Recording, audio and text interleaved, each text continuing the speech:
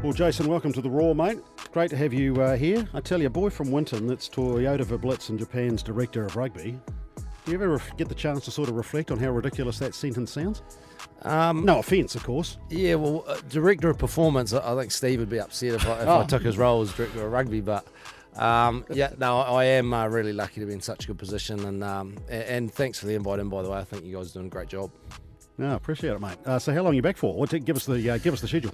Got back about a week ago and in Invercargill till the end of July, and then we have our pre-season start up in August, and then we just sort of flow through so the season starts December 21st.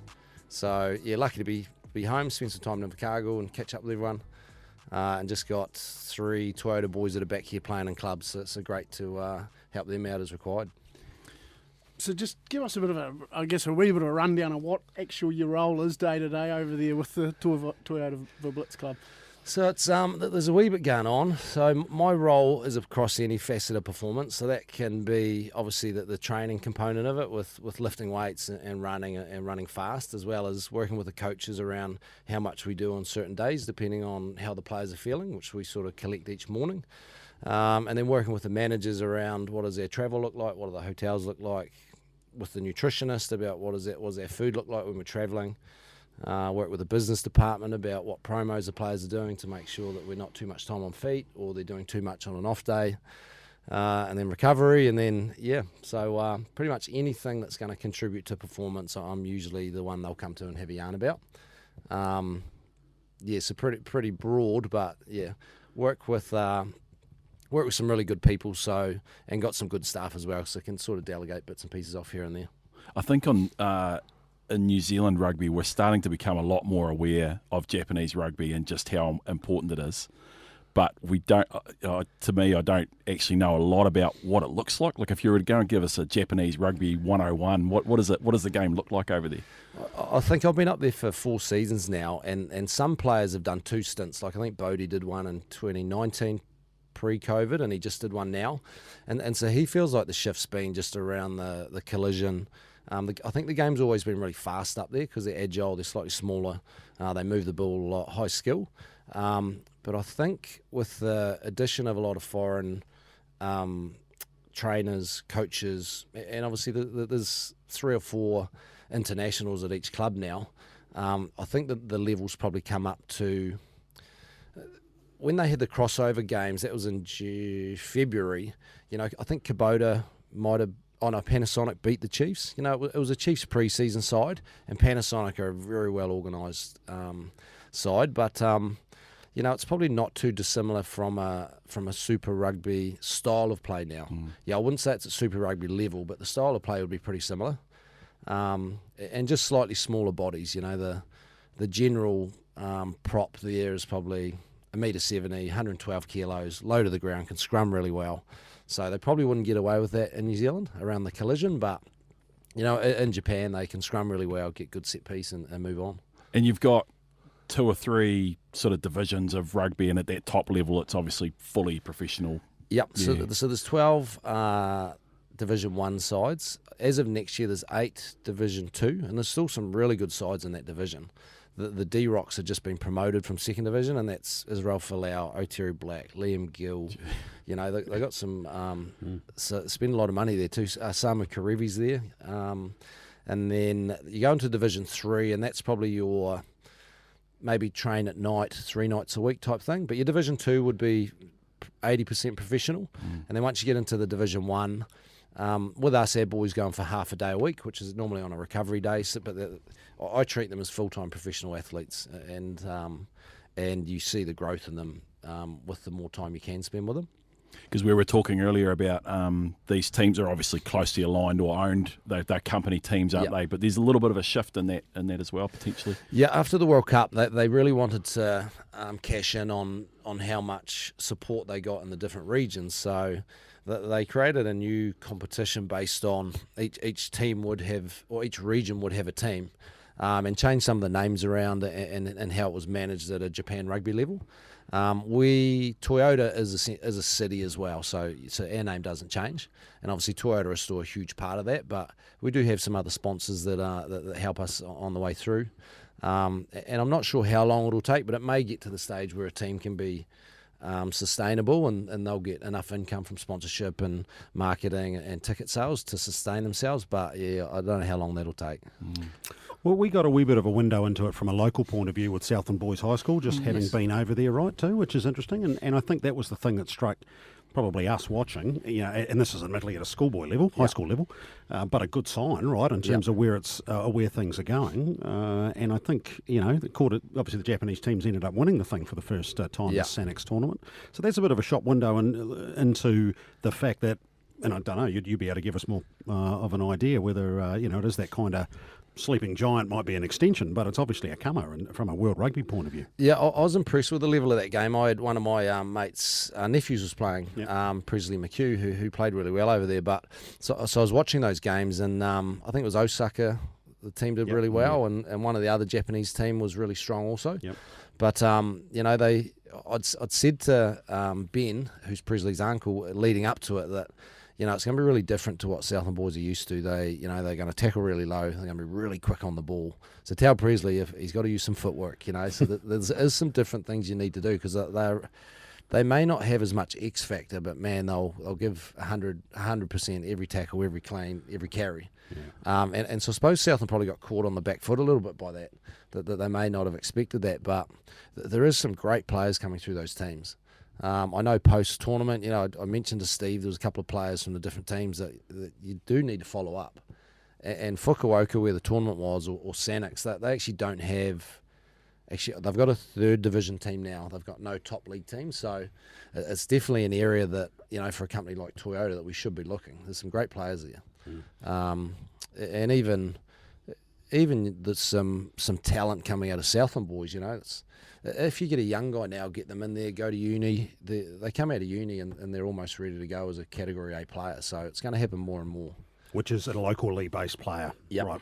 Category A, so let's say Southland boys, let's say a company thinks, okay, hey, he's a talent, let's get him over, 4 years of uni, 1 year in a club, and then he's Category A, you're on the field all the time. Yeah, I wouldn't be surprised if it's already happened with the Southland boys after being over there. So, and obviously Toyota Verblitz, good example, and high-profile examples with Bowden Barrett and Aaron Smith being over there this past season. So tell us a little bit about that, how many international players, because that's a bit of a balancing act that from a performance point of view you've got to manage, right? It is, yeah, and it's probably more for the coaches, and as they select a team every week, it's okay, how many, so you're allowed 4 foreign players, and 3 of those 4 can be international players. And then you can have 2 on the bench. But as soon as you start selecting your team, and if you have the foreigners in the wrong spot, sometimes to make 1 sub, you essentially have to make 2 subs, right? To get guys on and off. So I know for the coaches every week, they want to select a player, and it's like, well, actually we can't, because if we get an injury at the start, we've got to swap this guy and move this guy. But yeah, so 4 foreigners, 3 internationals on the field. Our internationals this year were Peter Steph-Tutoy, who was... who's an absolute weapon, and then Bodie and Aaron played a lot of games. We had Tian Falcon played really well for us this year. Josh Dixon came over from the Highlanders, was good. We had Tom Robinson play a couple of matches early on, and then what other foreigners we got? A couple of the Fijian lads did quite well, but it is she's a real juggling act for the coaches every week. So what sort of size squads are we talking? There's you're talking big numbers, right? Yep. So we run a squad of 55, which is quite excessive. Although there is, I know Honda, for example, had a squad of 63, 64 when I was talking to their coaches.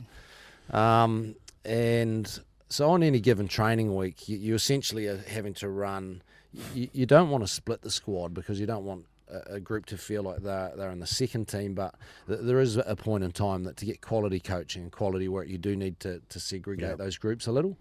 And I think Steve's been really great with us in driving and making the players feel important, and they're all part of the team. Yeah, but your role this week is slightly different. You've got to go away and learn.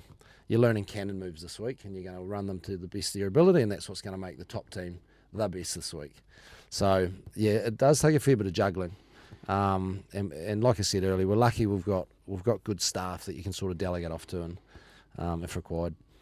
You mentioned your old mate Ben McHugh there before, and I'm guessing somewhere along the lines you and him over a beer have had a bit of a yarn, and we've ended up with this blossoming relationship between Toyota Verblitz and Southland. Obviously, the boys come and helped Pirates Old Boys win the Galbraith Shield last year. Yeah. Panel and James Wilson's been over there. Ben's obviously been over there visiting Toyota Verblitz before. How did this come about, and do you think there's a potential for this relationship to grow further? Yeah, I do actually, and it was initially me and Steve were chatting just over coffee and just saying that our players that aren't quite making that our League One team on a Saturday, they just need to play more rugby. So how do we do it? And I said, well, maybe I could get some boys back to Invercargill. I'm going to be there anyway. Throw them into club rugby. I could talk to South and see if they can train in their high performance group. And he said, man, if you could, that'd be great. So I rang Ben on my drive home that night. We usually catch up once a week. And I just said, what do you think, mate? And within about 5 minutes, he'd found them a house. He said, I'll fill up their freezer. Yeah. And I suppose that's just that Southland attitude. There's no problem. Nothing's a problem. And then I gave, at that stage, I think it was Tintin, I gave a message, and within 10 minutes he said, yeah, they can join our high-performance group straight away, no problem there. So we knew that we could send players here, and they could basically have although they're slightly different days, early morning gym, late night trainings, they'd still have a fairly consistent training week, so that they come back here, play some rugby, develop as athletes, and then come back, and it would be good for Southland, but also we get a lot out of it too. And then Panel and Tintin obviously come over, which was great for them. They spent a considerable time with Steve during the week, watched all the training, sort of chewed the fat there. And then Ben was coming over to watch Presley play, so he come along to a few trainings and to a game. And same again, we're pretty open door over there. That we know that Ben helped us out a lot in New Zealand, so he was more than welcome in our team meetings and our coaches meetings. So really good for his PD as well. What changes did you see out of the four guys that had come over here last season? Well, a lot of it's off-field stuff too. Like they are good rugby players, but we've got a big. For example, one of the boys that come over is a big prop, can play both sides. But before he come over here, making a switch any week, he would be really anxious about it, to the point where it would affect how he was going to play.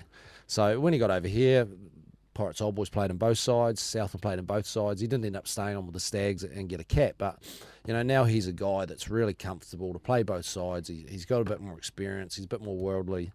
They had plenty of fun down at Pirates Old Boys, and they went to. I remember the first weekend, one of them said, "Oh, are we okay to have a beer?" hell yeah, and then they're up in the lip sync and having a really good time, because the growth for the players is not only on the field and getting that game on, is off the field. So no, we've got tons out of it. Yeah. One of your boys does a mean national anthem too. He's become quite a celebrity around Who's the that? town. Yeah. Eye-catching performance on social media. Yeah, that's as good as going viral as Invercargill gets, I think. Yeah. So the lad said when he introduced himself in the Pirates Old Boys changing room, the first training, he just cranked into it. I was sort of shocked. I gave the anthem up front in the changing room. Yeah, I think it was just Tuesday night training. Yeah, and they thought, oh, what do we got here? and then he obviously had the lip sync a week or two later, and then I think he might have actually done it at Blues on Sunday as well.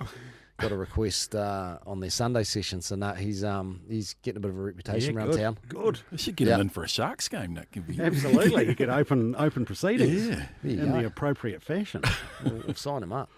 So the Southland connection's great. The thing I'm trying to put my head together, when you think about you, Simon Jones, Smacker, Carl McDonald, who we had on as well too, like that's it's pretty crazy when you think about that, and I guess the path that's been trod, collectively with yourself on that mix as well between Southland and Japan. Yeah, I don't know how it sort of all come about, but I actually had breakfast with Macca this morning, which is great. But I suppose there's really good people down here, and then it's the opportunities that come about. If you're not a good bugger, you're not going to survive anyway. So I suppose there's people with skill set, and if you know that you're getting someone from Southland involved, that they're going to be really good people and they're going to contribute a lot. Yep. But yeah, Simon's done a great job. He's had a great career, and was just chatting to him last week. We'll be getting Joe Manu at the end of the season. So he's obviously at the Roosters, so we've been chatting about him. And then me and Mac have had heaps of chats over the years with him being Japan physio. Yeah. So obviously we have a lot of players come and go to that squad, and then obviously some comms around Bodie during the season just gone. But yeah, I actually don't know what it is that with us that have been able to do really well. But I'd just say, I suppose, just Southlanders that work hard and take the opportunities as they come. I really liked. I was reading Logan's story that he did on you a while ago, and where it talks about you went back as a mature student, did a bit more study, and you also threw yourself in as an intern when that opportunity came up. Like, you've obviously, tell us a bit more about sort of the journey to sort of get to where you got to. Well, I'd been in the Air Force for 10 years, and it's great. It was a really great job and a great career in there, but I probably just felt like I wasn't challenged enough, so I thought I'll go back and do some post-grad study. And at that time, I was introduced to Mark Harvey, who actually grew up in Lumsden, and he was an ex-Navy physical trainer who was the head trainer at the Blues. So we just caught up for coffee, and then he said to me, actually, I've got a position for an intern coming up. And I said, oh, what's that? And he said, oh, well, it's about 9 months, don't get paid, you fill up the water bottles and clean up rubbish, and pretty much. And I said, oh, man, that's a great sales pitch, isn't it? It was just an opportunity. And then so that was 9 months, and I was studying at the same time. And he was a great mentor. He was a bit old school, but learned a lot of him. And we're still really good mates today, which is cool. And then at the end of that season, I'd absolutely squeezed everything I could out of that role. First in, last to leave. What can I do? Even if it wasn't anything close to my job, I was still going to do it for someone. And then at the end of that year, Mark was really good mates with Wayne Pivac and Liam Barry, and he said to both of them, one of you need to employ him. And Liam was Harbour, Wayne was Auckland, and they listened to him. So I sat with both of them and ended up going with Auckland. And with the Auckland role came the assistant role at the Blues, because Mark had moved on. And I worked under Wally Rifle there for a couple of years. He was a great fella had come from the Chiefs. He a really legendary guy out there.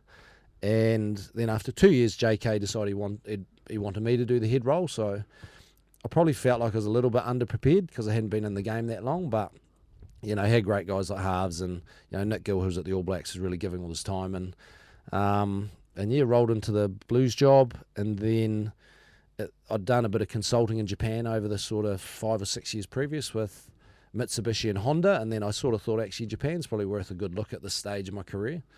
And put myself out there and was doing a bit of consulting work. And then Steve rang up and said he had an opportunity there. I'd caught up with Simon Cron. It was actually the Waratahs played the Highlanders in Invercargill a few years back. Must be 5 years ago. And we'd had a coffee in Invercargill, and he was up there coaching. And then Steve rang up and said, he said to me, what are you doing? I said, I'm a Nelson. And he said, that's not what I'm talking about. I mean, what are you doing for a job? I thought, what's this going on? And then I said, I've got a club I'm looking at. And he said, well, can you fly up to Auckland tomorrow and have a meeting? And then, away we went. He's not the sort of guy you say no to. He's actually impossible. Yeah. I was about to say, what does he like to work under, Steve Hansen? He's incredible. Me and him are pretty aligned on that. We're pretty black and white characters, but we also enjoy having a beer and a punt and whatever else. But he makes his expectations really clear, so he's really easy to work under. I think I probably have had coaches who you sort of don't know where they're at, so it can be a bit more challenging to deliver what they want when they're maybe not even sure themselves. But Steve's really clear and direct. He's serious, but he has a lot of fun at the same time. He's got some great banter, some unreal yarns from his time with the All Blacks or when he was in New Zealand Police. But I love going to work. His desk sits across from mine, so he usually needs a bit of help with his admin at times, which is a bit of a distraction. But hey, I don't mind. But no, once I started working with him, I think I realised why he'd been so successful with the All Blacks.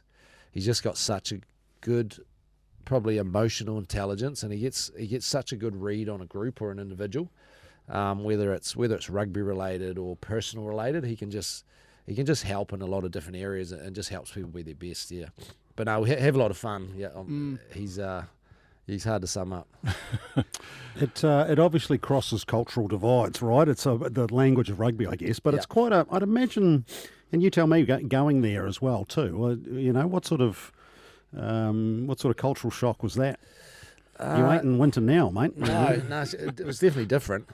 The Winton 3 pubs and so she was different. I was in Tokyo for a little bit, but I was a little bit out near Yokohama, so that was, I suppose, a little bit of a transition into Japan. And then once I did get to Nagoya's probably a little bit quieter. You drive your car to work. You leave the back door unlocked, whereas in Tokyo you spend most of your time on the train and there's noise and sirens and whatever else. But the people are amazing. They're we're really lucky at Toyota. When I got there, I thought, okay, this is going to be really tough. What's the language barrier going to be like? Am I going to be able to coach like I have in the past? And you probably do evaluate your coaching, and you realise what's maybe more important, and how you cue people might be slightly different. But the translators we've got at Toyota are absolutely world class. So, if you're having a conversation with a player or you're speaking to a group, they're probably only about a second or two behind you. So it's not like you speak, I speak, and it takes a long time to get there. So that probably, I actually need to be far better with my Japanese, but I've been blessed with the translators, so you probably sit on your hands a little bit. But yeah. So am I right that you pretty much have your own translator that follows you around effectively? Yep, my first 2 seasons I had Julia, who's our head translator. She was with JK and then with Eddie. So, right. She's as good as they come. And then the last couple of years we've had some junior translators, which I don't mind who I've got these days. They're all great. And in a physical sense, if all else fails, you can always push them into a position. And, they before Steve and Ben this last couple of years, they had Simon Cron, who I worked with as well, who's a real legend, great coach. And before him was Jake White. So they probably have had a decade of English-speaking coaches. So they do understand a lot, and they can speak a bit, but it's just giving them the confidence to speak more. I think one of the boys that's here, Issa, who's playing for Blues, he speaks far more than I even knew he did, because he's been forced to because he's in New Zealand. Yeah, which is cool to see. We've just got to make sure they got the confidence to do it when they get back home. Interesting, because I reckon, and correct me if I'm wrong, Jace, but your role was very much relationship based, right, with the boys themselves. So.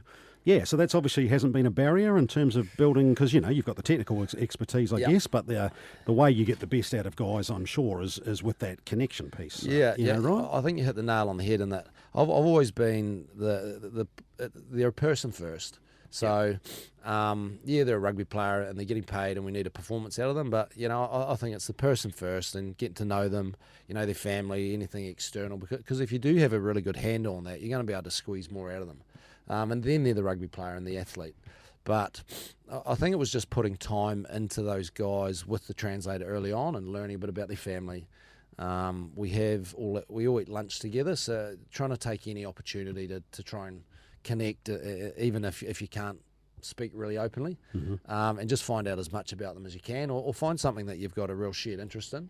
Like one of our props, he's a real car enthusiast. He's got a 69 Camaro, he's got a Harley, and my dad's really into his cars, so even though I've got absolutely no idea about cars, that's a real connection point for us, and we can just have a laugh about his Camaro, or I might not be able to speak to him, but I can show him a photo of a car, and we can feel like we're sort of connected on that point. So you just find a way.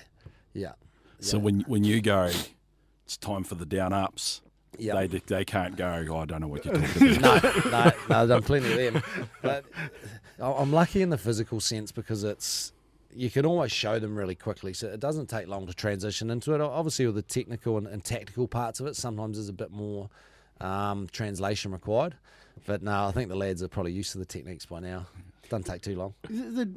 There's always this feeling that the Japanese rugby players are probably one of the hardest working around, and their willingness to probably not say no to anything. And I think Jonesy's mentioned it in the past, with his time. Just tell us a bit about that. I mean, how they'll just do what they're told and they'll just keep going and going, by the sounds of it? Yeah, they've got exceptional work ethic, and they're not afraid of a time commitment. You may be in some teams where guys are in and then they want to get home to their families, but the Japanese boys just love spending time together. So even if we might finish at 2 o'clock, they'll just hang out together till 4 or 5, 6 o'clock, because they just love that time together. But if we look at the training ethic, there's never any issues there. I think when I arrived, it was probably more so the type of training they were doing wasn't making them better athletes. They were all incredibly strong, but they were just really docile, and that they couldn't produce that force very quick. So then it's just explaining to them, hey, what you're doing is great, but hey, we've just got to add in B, C, and D, and that's going to make you a far better rugby player. But yeah, from a work ethic point of view, yeah, they will just go and go and go. No issues there. It's amazing when you think about, you watch a documentary on Netflix with something like Tom Brady and just how in the NFL it's so ruthless around the IP with each of those franchise stays with there, and once you're sacked, you're gone, you're forgotten, and all this sort of stuff, and the spying that does or doesn't go on and that sort of thing. But rugby just seems to be so different, doesn't it, in terms of the willingness to share across countries even and across programs and that sort of thing. Yeah, I suppose that the people that I always would go to chew the fat about anything that I need to chat about, the Nick Gills and the Mark Harveys, they're always so open with me. So I suppose I've just taken that, whether it's talking to trainers at other teams in the same league. I'm always open to share data. If there's some GPS data we can share and see what different teams are getting through. When I'm home, I try and spend as much time as I can with Panel and Tintin, and Ewan's really good. Brooke, who runs the academy, is doing a good job. So the more time I can, it's just catching up for coffee and chewing the fat. And have you thought of this, and you're scheduling, maybe that you might get a bit more out of that. So I think just because that's the way I was brought into rugby, I've tried to share as much as I can. I'm always up for a coffee. So I just really enjoy chatting about it and trying to help out anywhere, to the point where if they need a hand on a Tuesday night at 7:00, I'm more than happy to go down. That's what I started with, so I'm more than happy to give back.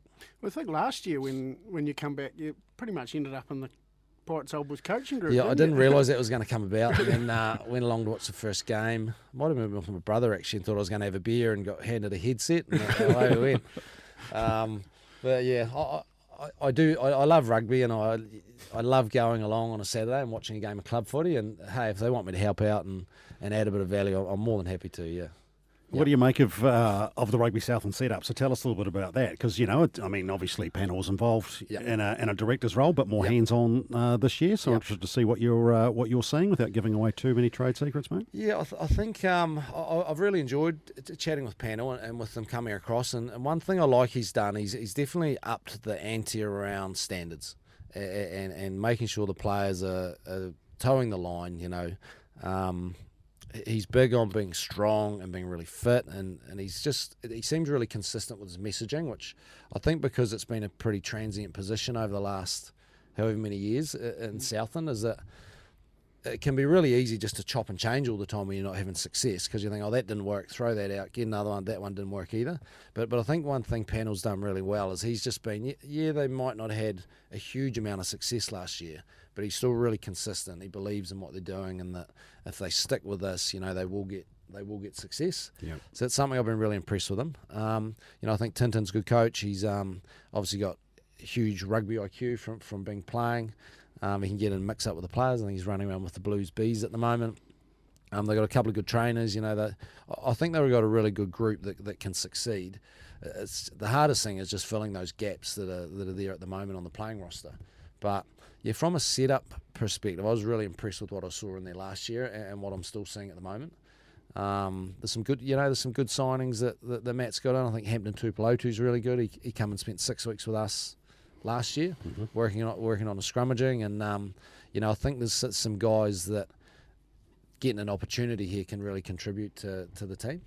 But no, so far I've been really impressed with Matt, and we probably catch up every other week and chew the fat as well about anywhere that I can see where I can help out, or he can add some value with our Toyota players too. It might not happen this season with the players, and there was almost it did happen with the halfback. He played a couple of games, didn't he, for the Stags? But there's a possibility on the future, if there's some gaps in the Stags squad to fill. You've got some players at Toyota Verblitz that are up to that level, need to play. You could see that happening. Yep, absolutely. Even the three that are here this year, they could play Mitre 10 Cup. NPC, which is now Bunnings, whatever it's called. Some hardware. One of the hardware. Sorry about that, Bunnings. But the positions that we had available to come over this year, two of them are loose forwards, and I think Southland are probably pretty blessed in that space. I do know they're maybe a little bit lean in the outside backs in the early rounds with a few boys overseas, so the player at Pirates Old Boys could stay on and play some more rugby, but ideally, we would like to provide players that can contribute at club level, but definitely be available for Southland. And I think as we develop the relationship further, it can be a case of Matt going, hey, actually, this is the position that we're gonna might get called out, and then we can see what we can do about it. Yeah. So, and Steve's really open to that too.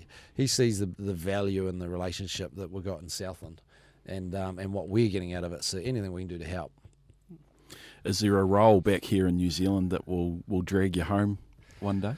Not sure actually. I would have worked in New Zealand rugby for about 7 years. It must have been, and it. I suppose there's a lot of, and you can see at the moment with everything that's going on with the NZR and NZRPA that there is a bit of political stuff that you're always dealing with in New Zealand, whereas in Japan you sort of get away from that.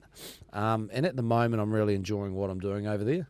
There's possibly some roles that might look at in the future and get a little bit closer to home, but definitely for now I've just re-signed for 2 more years, so I'll do those 2. That's hopefully we have some good success over the next couple of years and go from there. It is one thing in rugby, you only can sort of plan 1 or 2 years ahead. But at the moment I'm pretty happy with what I'm doing, and I'll carry on with that. How much pressure comes from the club, from the company, I mean in your case Toyota, to get results? Lots. Yeah, they are very outcome focused, which is hard because everything that we do in our environment is around process. Process brings confidence and gets the players up, whereas all the outcome focus brings pressure. So it is hard, and again we're really lucky with Steve in that he can run interference on all that when all the big bosses are there. I think we had our last 2 or 3 games at home, we had the CEO of Toyota there, so he's overseeing a company that I think they might have made $200 billion US last year. So he's sitting in the grandstand sort of looking over things. And so we couldn't have anyone better than Steve in that role. We probably are underperforming the last couple of years. We've dropped games we shouldn't have. Then we've come back really strong at the end of the season. And this year we missed out by 1 game that we probably dropped in. If I think about a game we dropped in round 2 actually burnt us at the end of the season. But Steve can keep a little bit of pressure off the team, because I think the more pressure you put on the team, that will just hinder performance. But we do need to understand that that they are putting a lot of money into what we're doing, and that we need to get success out of it. And like I say, if we just keep following the process, keep working really hard, we will get the outcome. I've got no doubt. I think one of the really interesting things that's happening and will probably happen over the next few years is that, like, it used to be a one-way door, players would go. This was how they, this was the retirement fund. They'd head away to Japan, but it's quite porous now. There's players coming backwards and forwards, and obviously these relationships at provincial level that are happening and that sort of thing. And it's going to be really interesting to see how that progresses, and how, I guess, Japanese and New Zealand rugby sort of align, or I don't think align's quite the right word, but what happens in that space in the future. Yeah, I think, I'm not sure if there'll be alignment as such, but you're dead right with player sabbaticals now. They're either going to have a rest or go to Japan, although Geordie Barrett bucked the trend and decided to go to Ireland. But this year there was 2 or 3, and I'm guessing that each year that'll probably be pretty consistent. I think what we try and do at Toyota is we don't run a dissimilar program to what a super team would be running. So, and also with having high quality coaches with Steve, Fozzie coming in this year, Nathan White does a really good job, and we've got a defence coach, Ueno, who's actually going to come over and do a bit with the Stags in July, possibly. So I think if we can show we're a club that has a really good setup, if an All Black comes over, we'll keep helping him be a better athlete, better rugby player. I think it's easier for NZR to go, okay, hey, Toyota's actually not a bad location to let these guys go. Safe set of hands. The All Blacks, whether it was Gilly or whether it was the physio with Macca or Pete, who was before Macca, is just sharing as much data as we can. So they're in the loop, we're in the loop, and they don't feel like a player's going over and he's disappearing into a black hole for 7 months, because that would be quite, it'd probably bring a bit of anxiety at the NZRU if that happens. But so I know for us, I want us to be a location that the All Blacks actually push a guy to Toyota, because we know you're going to looked after is the wrong word, but you're going to be challenged. You're going to be a better rugby player, a better athlete when you come back. What sort of nick is Bodie coming back in? Bodie's been outstanding, actually. He had. Well, you can claim credit for that then. Yeah, That's good. I'll take part of it. But Yeah, hey, mate, totally. Hey, he come in. He's a great athlete. He's got skinny legs, but he's actually super strong upper body. He had a knee issue through February, actually. So he had about a month where he couldn't play footy, which wasn't too bad because it was during the cross-border rounds. But he had some good time in the gym, put some weight on, and we got some really good footy out of him. So the thing with Bodie is that he didn't only contribute around the rugby side of it, but he was really giving with his time to, whether it was around leadership or game management or just after a training session, he'd go around all the backs. Like, does anyone want to hammer some kicking? Do you want to work on some banana kicks or some goal kicks? Or, he would go around until every back had said, no, I'm okay. That's good stuff. And Nuggie Aaron Smith's the same, whether it's the halfbacks or whether someone else wants to work on their passing or their footwork. They couldn't have given more in the time they had. So obviously Nuggie's got a couple more years, so he'll do plenty more of that. But yeah, Bodie was not only great because he's an exceptional footy player, it's just what he gave to the team. Yeah, he was. We'll miss him next year, but the rugby's transient, and that's just the way it is. Yeah, because it's got to work for this to be ongoing from your guys' end too, right? It's easy to sign the name and get the headline, fantastic, but you want someone who'll contribute on and off the park, right? Yes. And that's probably more likely in a sabbatical sense than it was, as you talked about, Nathan, where it was kind of the last meal ticket that some of these guys were punching. Yeah. It's. I think Japan can reinvigorate guys too. I remember when I was back at the Blues and we're probably around 2013, 14, I'd have to check, but Jerome Kano was actually at Toyota Verblitz. Yes. We sent him offshore. He was playing All Blacks. He gets pretty banged up every week. So he actually went away, and he might be 2 or 3 seasons, but he actually come back a better athlete. His body was so well recovered, and then got so much more rugby out of him. Yep. I suppose Richie Mo'unga's doing something similar. Not that he's in a similar position to Jerome, but he's taken a sabbatical, and he's probably going to go back and play World Cup. So he's just thought, right, I'm playing great rugby, might as well do it now.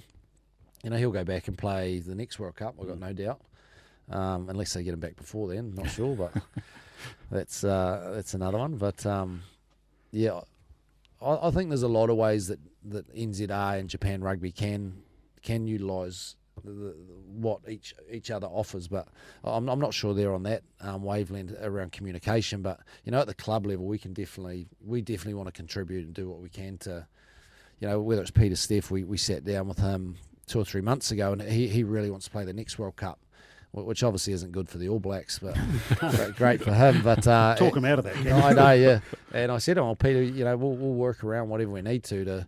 We want you playing really good rugby for Verblitz, but mate, we'll do everything we can to get you there. Yeah.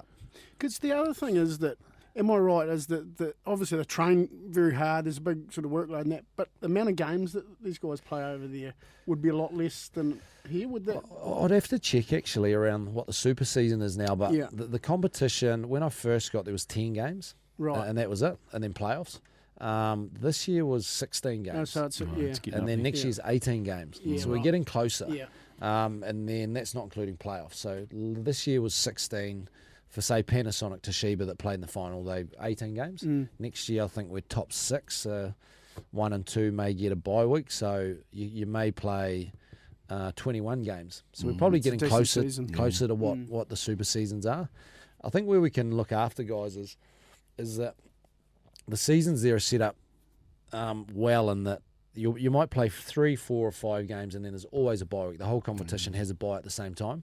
Whereas in Super Rugby you might get a bye in round 2, round 14, and then you're going into finals. So you've got to manage the player loads a lot.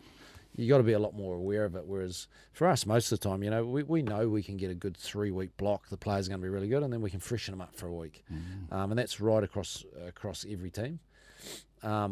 And the pre-seasons are long, but again, a lot of our foreign or international players, they'll play India tour. We'll try and give them as much of a break as we can and then reintegrate them there. But we've just got to be, I suppose the more depth we have in our squad, the better we can look after those guys. So that if Peter comes in banged up, we've got Isaiah Mapasua, that's a really good 6. Hey, we're comfortable for Mups to play a couple of weeks so that we can give Peter a bit of time, because we know we'll get more out of him at the back end. Yeah. Joey Mana is an interesting one because he's coming from league to rugby. What role do you play in that? I mean, they're different sports. Very similar skills, obviously, but what role do you play in his transition? Well, he's obviously got a fair bit going on at the moment with the Roosters, so hopefully he plays well. He's in my fantasy team, so he basically I sort of leave him alone. Our GM is in Sydney next weekend and going to catch up with him, and Steve's had quite a few chats with him. I'm guessing Fozzie probably has as well, but I'll just wait until the end of the season. Me and Jonesy will have a catch up. Okay, what's his weekly loading look like? Obviously, league is a different game, so it's looking at the GPS data and then saying, okay, this is where he might get caught out, or this is where it might be a risk of injury. Talking to Jonesy about, what does he lift? Does he squat? Has he got any back issues? How's his hips? So all these little things that then he can come in and I can have a program that we're not going to have to do any trial and error. I'll just have a program that I know is going to work for him.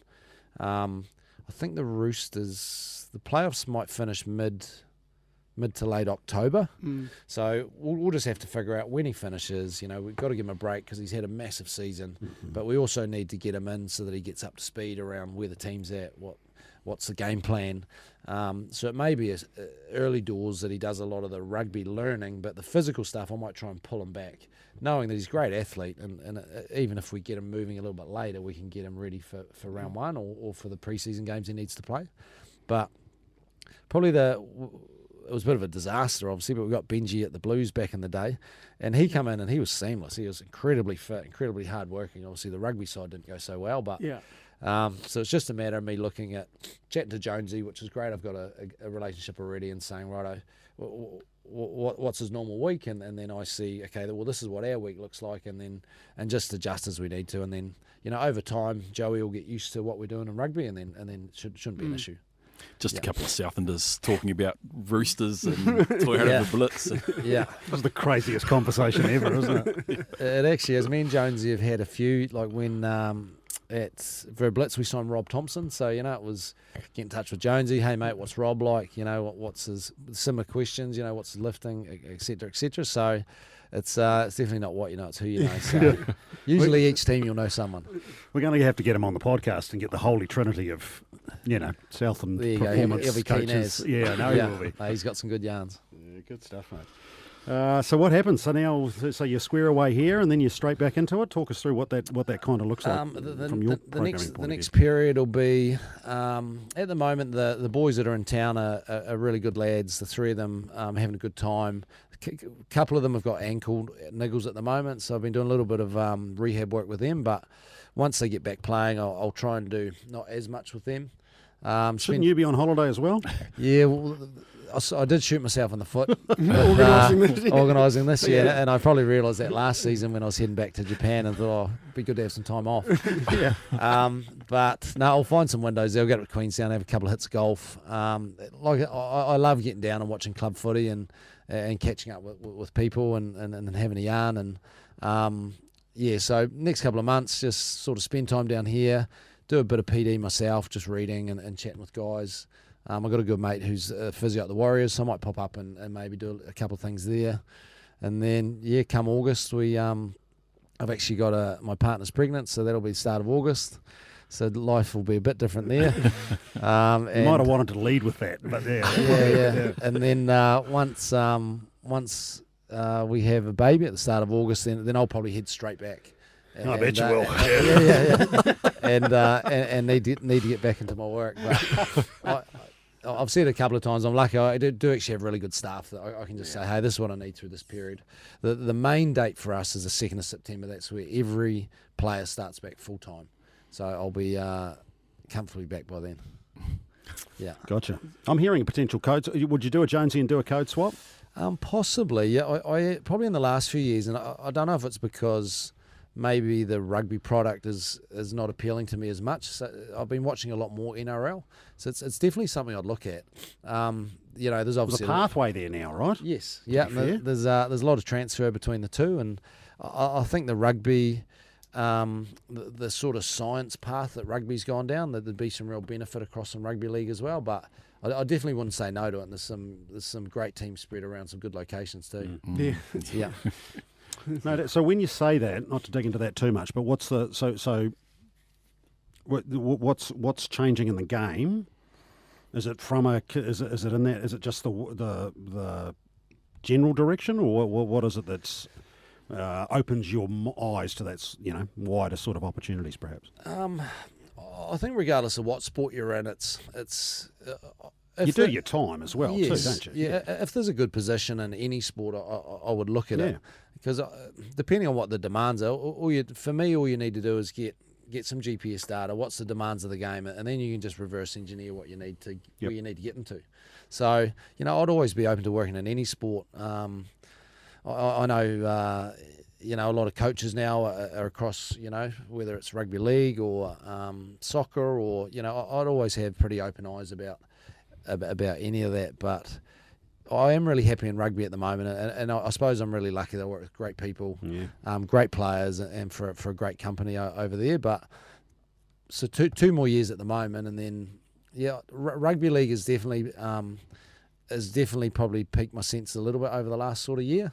So no, it'd be something I'd look at. And there's even some good teams around Aussie, whether it's one of my good mates is at the Western Force now, so that could be somewhere to have a look at, which he's doing a good job over there, and I think they're going to be a real strength in the next few years. So I think just in a couple of years, it's seeing what's available. It is, in my field, it is real time based. It's, if a guy's doing a good job, it's not often they're going to be sacked. Unless they have some sort of disaster. So it's just your timing. Okay, I'm going to finish up here. Yeah, there's a position there. Let's have a look there. And if all else fails, we'll text panel and see what's happening. Yeah, Stags Academy. I'm in there. I was going to say when Panel and Tintin went over to Toyota Verblitz, obviously great, and they would have learnt a lot, but they're quite different operations, I would have thought, to Toyota Verblitz and Rugby Southland. Yes. At least George Oval. And yeah. Panel was great, actually. He and so was Tinny. Tinny had actually played with Nathan White, who's our Fords coach. Yeah. When they were back at the Chiefs back in the day, and we've got two boys in Oamaru at the moment playing for North Otago, so it was actually quite good with Panel. He had a fair bit of knowledge about that area after his days at He's Waitaki Boys, maybe. St Kevin's. St Kevin's. Hush your mouth. Sorry, mate. and playing for North Otago. So you're right. They're really different operations, but at the end of the day, it's about a performance on a Saturday or a Friday or a Sunday. It doesn't matter, because for me, it doesn't actually matter what we do in a training week. You're judged 80 minutes on your game day.